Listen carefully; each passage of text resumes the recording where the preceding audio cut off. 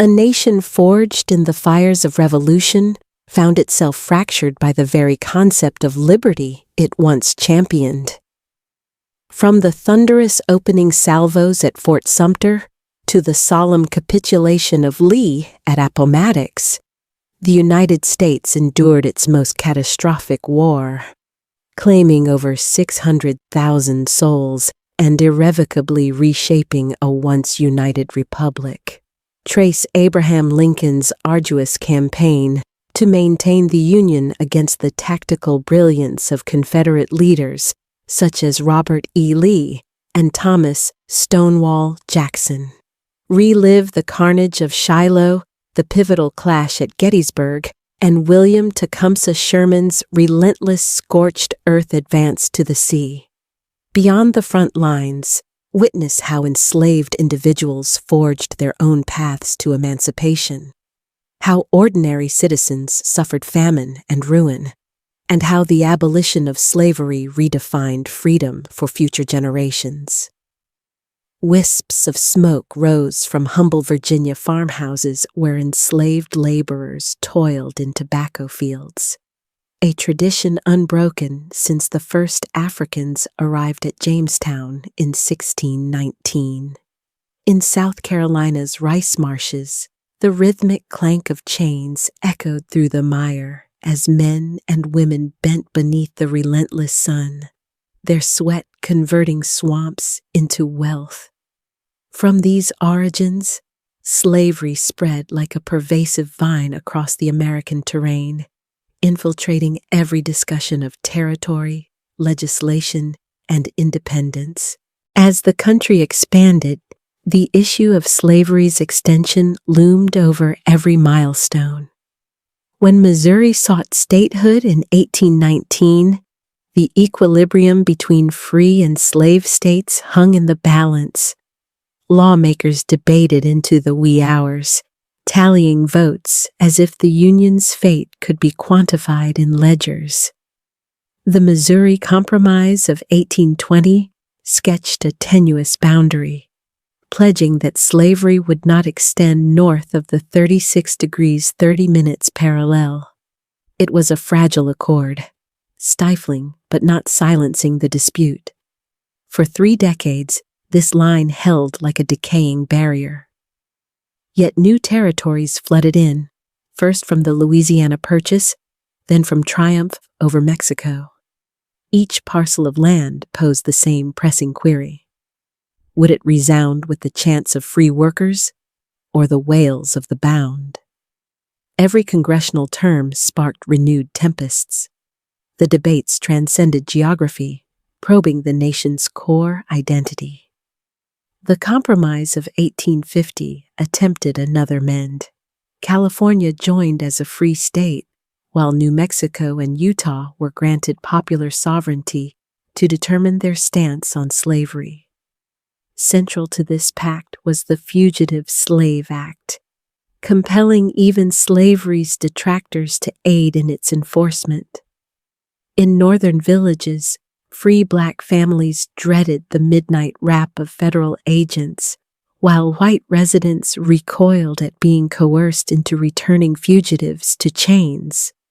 Notices of escaped slaves crowded newspapers, and the Underground Railroad evolved from hushed rumors into a vital network of concealed attics, coded hymns, and courageous guides like Harriet Tubman, who led seekers through shadowed paths to liberty. The act galvanized those who had remained neutral. Abolitionist gatherings proliferated, their printing presses roaring with tracts. Passionate speakers packed venues from Boston to Chicago. William Lloyd Garrison proclaimed slavery a moral evil demanding immediate eradication. Frederick Douglass, bearing the marks of the lash yet wielding words like blades, spoke with the unassailable authority of experience. Each voice stoked a fire that negotiation could no longer quench. Meanwhile, the nation's regions diverged in profound ways beyond politics. In the industrial hubs of Lowell and Pittsburgh, factory smokestacks belched, trains roared along steel tracks, and the pulse of machinery heralded a modern era. Northern metropolises swelled with immigrants who endured grueling hours but claimed autonomy through their earnings. In contrast, the South clung to its vast estates, where cotton fields gleamed white under summer skies. Riches amassed in the hands of planters, whose grand homes stood as tributes to human subjugation.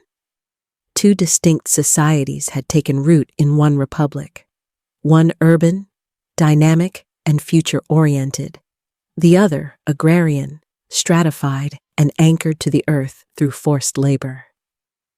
This chasm widened with Stephen Douglas's Kansas-Nebraska Act of 1854, which nullified the Missouri Line and allowed territories to choose slavery via popular vote. The outcome was not democratic order, but bleeding Kansas. Settlers arrived armed with rifles alongside plows, intent on shaping the region's destiny through violence. Missouri border ruffians crossed rivers to rig elections and terrorize foes, while anti-slavery pioneers formed militias. Cabins burned, presses were destroyed, and gunfire rang across plains once troubled only by weather or pests. The chaos signaled the death of compromise. Even in the Senate, rhetoric gave way to brutality when South Carolina's Preston Brooks caned Massachusetts's Charles Sumner until the chamber echoed with outrage. The assault mirrored the country's plunge from dialogue to combat. The judiciary fueled the divide with the 1857 Dred Scott decision, ruling that black people had no rights whites must honor, and that Congress could not prohibit slavery in territories. The verdict struck the North like lightning. To many, it proved that slaveholding interests had captured not only Southern land, but the levers of justice. Resistance manifested in modest and daring forms. Formerly enslaved individuals shared their harrowing tales with Northern audiences, compelling listeners to face the evidence of scars and shattered families. The dream of peaceful self-government bled out on the prairies of Kansas. Settlers didn't arrive with only plows, but with rifles slung over their shoulders, determined to decide the territory's fate by force. From across the Missouri border came the so-called ruffians, crossing rivers to stuff ballot boxes and silence their enemies with gunfire. Abolitionist settlers answered in kind, raising their own militias as cabin roofs smoked and printing presses lay smashed among the ashes. Across fields once troubled only by drought or locusts, the sound of freedom's promise turned to the crack of musket fire. The nation's great compromises lay in ruins. Even in the marble halls of the Senate, words gave way to violence. In 1856, Representative Preston Brooks of South Carolina savagely struck Charles Sumner of Massachusetts with a cane, each blow echoing through the chamber like a prophecy of war. The assault shocked the North and thrilled the South, a brutal symbol of a country slipping from argument into an age of weapons. The courts deepened the divide.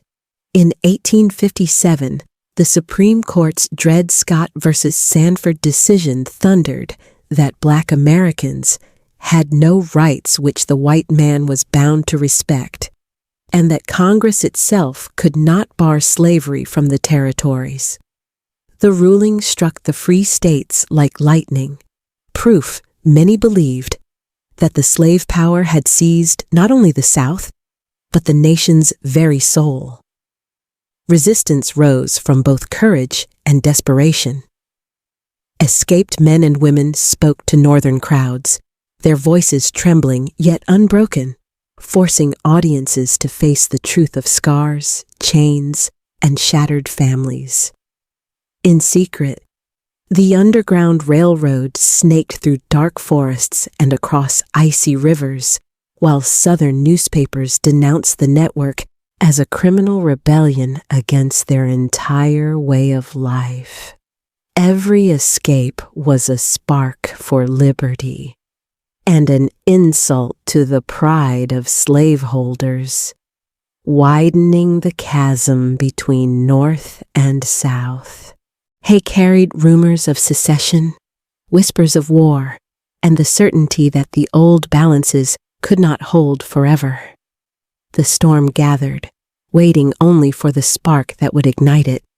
That spark would come with an election. But the fuse had been laid long before. In every lash of the whip, every runaway flight, every compromise signed in desperation. A nation that had once prided itself on liberty now stood on the brink of testing whether that liberty could survive its own contradictions. In the autumn of 1860, banners fluttered from balconies, brass bands played in crowded squares, and Americans argued with a passion that spilled from taverns to parlors, from city streets to frontier cabins. The nation prepared to choose its 16th president, but few believed the decision would pass like any ordinary election. The stakes were nothing less than the Union itself. Abraham Lincoln of Illinois carried the Republican banner. Tall, angular, with a face furrowed by years of prairie life. He was not the polished figure of Eastern politics, but a man whose words carried conviction shaped by struggle. His party's platform pledged to halt the spread of slavery into new territories. It did not yet call for abolition where the institution already existed. But Southerners heard only the promise of restriction, a tightening vice that threatened their future. Lincoln's rise had been swift. Just 2 years earlier, his debates with Stephen Douglas had revealed a voice capable of piercing through political fog. A house divided against itself cannot stand, he had warned. And though many considered the words prophetic, slave-holding leaders heard them as a threat. To their ears, Lincoln's election meant not merely a political setback, but the beginning of their destruction. The Democratic Party, once the nation's great unifier, shattered on the very issue Lincoln embodied. Northern Democrats nominated Douglas, champion of popular sovereignty. Southern Democrats broke away, choosing John C. Breenidge of Kentucky, who pledged unyielding defense of slavery's expansion. A fourth party, the Constitutional Unionists, rallied behind John Bell of Tennessee, urging compromise and harmony. Though the hour for harmony was long past, campaigning filled the land with pamphlets, speeches, and newspapers thick with rhetoric. In northern cities, Lincoln's name was cheered as crowds hailed him as a man of humble origins who embodied the free labor ideal. In Charleston and Montgomery, however, his name was Heist, equated with abolitionist plots to destroy Southern life. The contest revealed not one nation debating its future, but two regions speaking different languages of fear and hope. When the ballots were counted in November, Lincoln secured the presidency with no votes from the Deep South. His support came almost entirely from northern and western states. For millions in the South, the result confirmed their darkest suspicions. They were now ruled by a section that sought to cage their institution and eventually eradicate it. The response came with startling speed. On December 20th, 1860, delegates in South Carolina gathered in Charleston's Institute Hall and voted unanimously for secession. Bells rang, cannons boomed, and crowds paraded through the streets with banners proclaiming liberty from Northern domination. Fireworks lit the night sky, not in celebration of the Union, but in jubilation for leaving it. One by one, other states followed. Mississippi declared that its position was thoroughly identified with the institution of slavery, the greatest material interest of the world. Florida, Alabama, Georgia, Louisiana, and Texas soon joined, each issuing declarations that tied their withdrawal to fears that Lincoln's government threatened both slavery and honor. By February 1861, the Deep South had broken away, forming a new nation on American soil. In Montgomery, representatives of the seceded states gathered to draft a constitution. They named Jefferson Davis of Mississippi, a former U.S. Senator and Secretary of War, as their president. Davis was no firebrand. He preferred caution and spoke with the gravity of a man who understood the dangers ahead. Yet his presence lent the Confederacy legitimacy, a sense that their cause had sober statesmen at its helm. While the South built its new government, the North watched with dread. Outgoing President James Buchanan wrung his hands, insisting that secession was illegal, but claiming he lacked power to stop it. Federal forts in the South flew the stars and stripes, but stood increasingly isolated as state militias claimed arsenals and custom houses. Attention turned to the border states, Kentucky, Missouri, Maryland, and Virginia. Their fate would shape the conflict to come. Kentucky's location was so vital that Lincoln remarked, "I hope to have God on my side, but I must have Kentucky." Maryland's loyalty was equally crucial. For Washington, D.C. would be indefensible if surrounded by hostile territory. These states hovered between Union and Confederacy. Their populations divided, their leaders cautious, knowing that one wrong step could plunge their soil into war. Efforts at compromise flickered like dying embers. The aged Senator John Crittenden proposed amendments that would guarantee slavery south of the Missouri line forever. Some urged a national convention to find common ground, but Republicans refused to enshrine slavery's expansion, and secessionists scoffed at concessions. Trust had withered. Suspicion ruled. In Springfield, Illinois, Lincoln prepared for his journey to Washington. He received visitors in a modest office, reading letters from across the nation, pleas for peace, warnings of danger, threats of assassination. His words to neighbors before departing captured both humility and resolve. "I now leave, not knowing when, or whether ever I may return, with a task before me greater than that which rested upon Washington." As he traveled eastward, trains carried him through crowds that gathered at every stop. Some cheered, some jeered. All stared at the man upon whose shoulders the Republic now rested. In Philadelphia, he raised a flag over Independence Hall, declaring his devotion to the principles of the Declaration of Independence. Yet at Baltimore, whispers of plots to kill him forced a secret detour under cover of night. By the time he reached Washington in February, the capital was a city under guard. Soldiers stationed at intersections, cannon hidden in the shadows of unfinished buildings. The Confederate States of America, meanwhile, celebrated its birth. Its constitution resembled that of the United States, but with guarantees protecting slavery at its core. Richmond newspapers hailed it as a pure republic, one that upheld the rights of white men without what they saw as the tyranny of Northern interference. Davis took the oath of office beneath gray skies, warning that though the Confederacy sought peace, it would never surrender its independence. The winter of 1861 thus passed in anxious suspense. Federal forts still dotted southern harbors, symbols of Union authority in lands that no longer recognized it.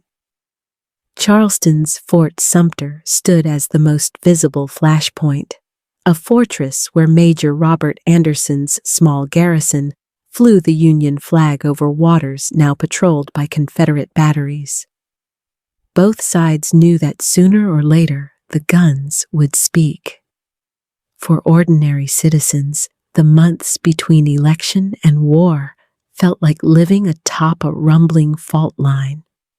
Farmers in Pennsylvania read newspapers predicting secession's collapse within weeks.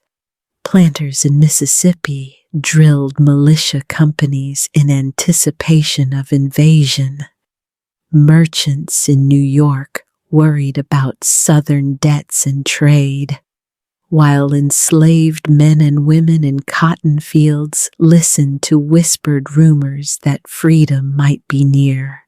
The Union still existed on paper, but in hearts and homes it was already divided.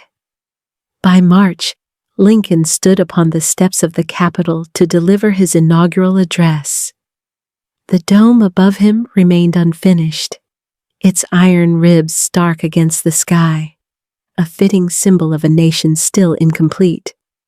His words pleaded for unity. We are not enemies, but friends. We must not be enemies. Yet behind his appeals lay firmness. The Union was perpetual, and he would enforce the laws of the United States. The crowd dispersed, knowing that peace balanced on a knife's edge. Compromise had failed. Secession had spread. And two governments now claimed legitimacy across the same land. It would take only one spark to transform uncertainty into war. That spark lay waiting in Charleston Harbor. There, a stone fortress stood as the last reminder of federal authority in South Carolina.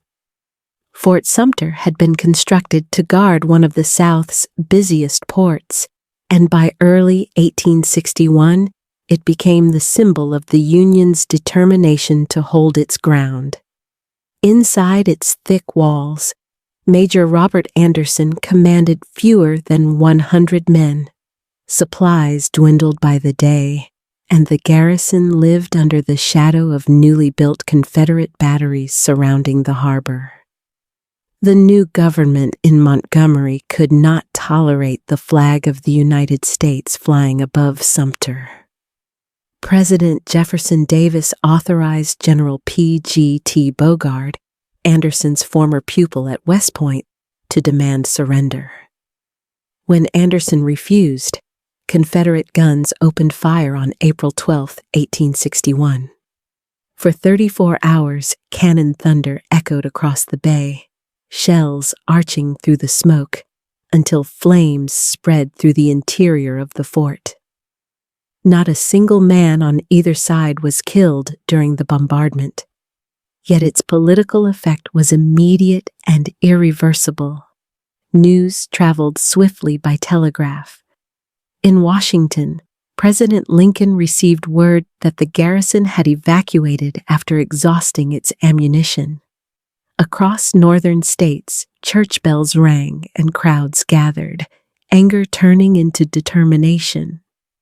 The attack convinced many who had favored compromise that war was now unavoidable. Lincoln issued a call for 75,000 volunteers to suppress what he termed an insurrection. The response exceeded expectations, with thousands enlisting within days. The Confederacy also mobilized. Volunteers poured into state capitals from the Corollas to Texas, carrying hunting rifles, shotguns, or nothing at all, expecting local authorities to provide equipment. Richmond, Nashville, and New Orleans saw parades of young men in homemade uniforms, some stitched from household fabric, their families watching with pride and fear. The president's proclamation transformed the political map. Virginia, Arkansas, Tennessee, and North Carolina which had hesitated in the winter months, now chose to secede. Their leaders argued that Lincoln's call to arms revealed the true intention of the federal government to use military force against fellow Americans. With their departure, the Confederacy nearly doubled its population and gained Virginia's industrial resources and strategic position. Maryland, Kentucky, and Missouri did not follow, though each state faced intense internal division. Maryland's proximity to Washington meant federal troops occupied key points to ensure the capital's safety. In Kentucky, Governor Beriah Magoffin declared neutrality, a position that satisfied neither camp. Missouri witnessed open conflict as Unionists and secessionists clashed in towns and along railroads. Borderland loyalty was uncertain, and both governments understood the stakes. The initial enthusiasm for the war on both sides carried a sense that the conflict would be short. Crowds cheered departing regiments. Women pinned ribbons on uniforms, and newspapers predicted victory within months. In the North, many believed that the Union's larger population, stronger economy, and greater industrial capacity guaranteed quick success. In the South, confidence rested on martial tradition, the belief that superior fighting spirit could overcome numbers, and the expectation that cotton would secure international support. The Union began forming a strategy to strangle its opponent. General Winfield Scott, the aged hero of the Mexican War, proposed a broad plan to blockade southern ports and gain control of the Mississippi River, thereby dividing the Confederacy. Critics mocked his Anaconda plan as slow and cumbersome, yet its outline would guide Union efforts for the rest of the conflict. Lincoln also pressed for rapid action to demonstrate strength, hoping to prove that rebellion could be subdued with one decisive campaign. For the Confederacy, the approach was defensive with flashes of offense. Leaders expected that if they could hold territory and inflict enough casualties, the North would tire of the struggle. They placed hope in recognition from Britain or France, nations whose textile industries depended on Southern cotton. Confederate diplomacy began immediately, sending envoys across the Atlantic to argue that their independence served European interests. The organization of armies revealed the chaos of sudden mobilization. Local communities raised companies, often electing their own officers. Regiments took shape from clusters of neighbors and kin. Discipline was loose, equipment varied, and training often consisted of little more than parade drills. Despite the shortcomings, morale was high. Men believed they would soon return home after teaching their adversaries a swift lesson. In the North, regiments drilled in camps hastily erected outside major cities. Washington itself became a garrison town with soldiers patrolling streets and bivouacking in public buildings. The city bristled with defensive works as officials feared a Confederate march on the capital. In the South, Richmond became the new seat of government after Virginia's secession, chosen for its industry and proximity to the front. The shift also brought the war directly to the fields of Northern Virginia. Both sides scrambled for competent leadership. The Union placed initial hope in General Irvin McDowell, a capable organizer, but inexperienced in leading large forces in the field. The Confederacy looked to Beauregard, already celebrated for his role at Sumter, and Joseph E. Johnston, a veteran of earlier wars. From the outset, the war revealed itself to be not only a test of armies, but of the men chosen to command them. Finances posed another challenge. Congress authorized borrowing and taxes to fund the Union's effort, while the Confederacy relied heavily on printing paper currency, which quickly lost value. Both governments discovered that enthusiasm could raise armies, but sustaining them required organization, supply, and discipline. By early summer, momentum gathered toward a confrontation. Political leaders and public opinion in the North demanded action. Pressure mounted for a march into Virginia to capture Richmond and end the rebellion. McDowell assembled his forces outside Washington, drilling recruits while newspapers clamored for advance. Lincoln, aware of their inexperience, hesitated, but finally yielded to political necessity. Orders went out for a move toward Manassas Junction, where railroads intersected, making it a valuable target.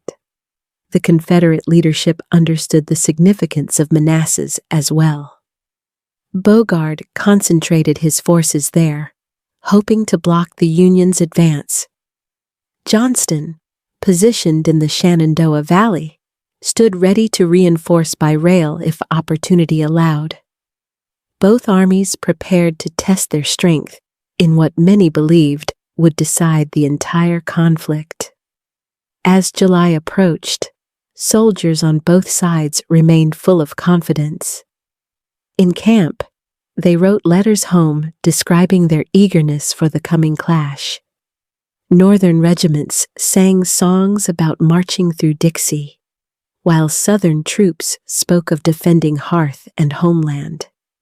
Civilians even traveled with picnic baskets, expecting to watch a battle near Washington as if it were an entertainment. The war that began with a bombardment in Charleston Harbor was now rushing toward its first great land engagement. Neither side yet comprehended the scale of the struggle ahead or the years of sacrifice required. What began as mobilization and enthusiasm would soon give way to the shock of real battle. The Union Army moved out from Washington in mid-July. Columns of green recruits marching southward in the summer heat. Their destination was Manassas Junction, where Confederate forces had gathered to block the road toward Richmond. General Irvin McDowell led the advance, commanding an army of about 35,000. His men carried new flags and untested weapons, some with uniforms still bright from the seamstress's table. Confidence was high. Many believed that one decisive blow would settle the matter. Confederate Commander P.G.T. Beauregard waited near a stream called Bull Run.